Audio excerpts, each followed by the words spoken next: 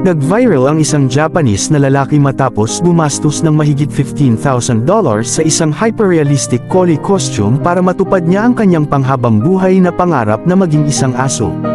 Welcome sa Barkada Playlist. Kung bago ka pa lang sa aking channel ay huwag mong kalimutang mag-subscribe at mag-like para lagi kang updated sa mga content natin sa future.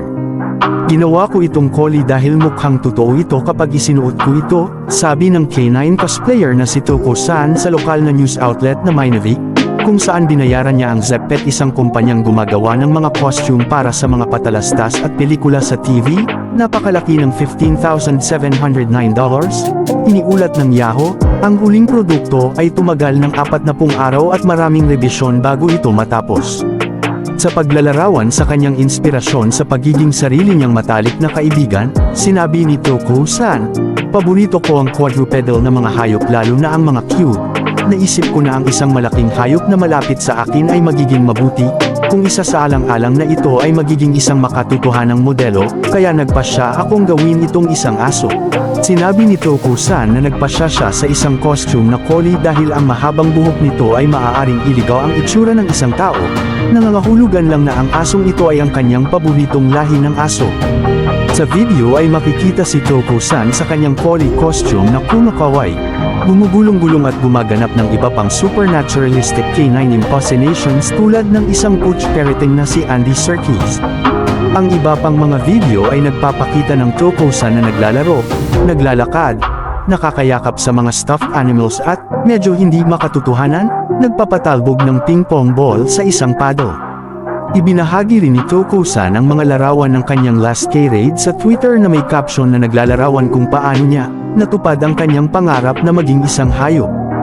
Marahil ang pinakakahanga-hanga ay ang kasuotan ng aso mismo, na mukhang makatotohanang maaari itong maging CGI. Ang paggamit ng epektong ito ay hindi masamang gawa, dahil kailangan ni Zeppet na iangkop ang kasuotan ng hayop sa katawan ng tao. Ang punto ay ang kalansay ng isang aso ay maaaring kopyahin sa kalansay ng isang tao. Dahil ang istruktura ng balangkas ay ibang-iba, gumugol kami ng maraming oras sa pag-aaral kung paano gawin itong parang isang aso, sabi ng isang hindi pinangalanang empleyado ng disenyo sa Minavik. Bukod dito, kinukolekta namin ang mga litratong kinunan mula sa iba't ibang mga anggulo upang ang magandang balahibo ng collie ay maaaring kopyahin at malikha upang ang disenyo ay maging natural. Hindi na kailangang sabihin, ang pagbabagong anyo ni Toko-san ay nagdulot ng kaguluhan sa YouTube, marami ang natuwa, at namangha. Gayunpaman, nakita ng ilang kritiko na ang libangan ng lalaki ay walang kabuluhan at nakakatakot pa nga. Pinakamamangha na bagay na maaaring gawin ng isang tao, panlilibak ng isang bashers, habang ang isa naman ay sumulat, "Ito ay parang isang aksidente sa sasakyan, nakakabahala ngunit hindi mo mapigil ang tumingin."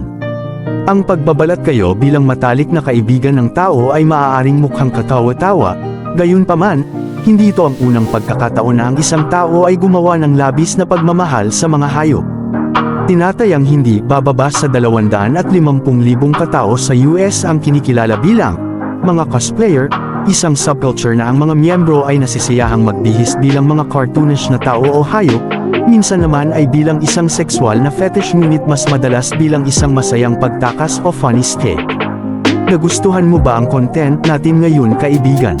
Maraming salamat sa panunood. Hanggang sa susunod pa nating mga video, pagpalain kayo ng ating Panginoon.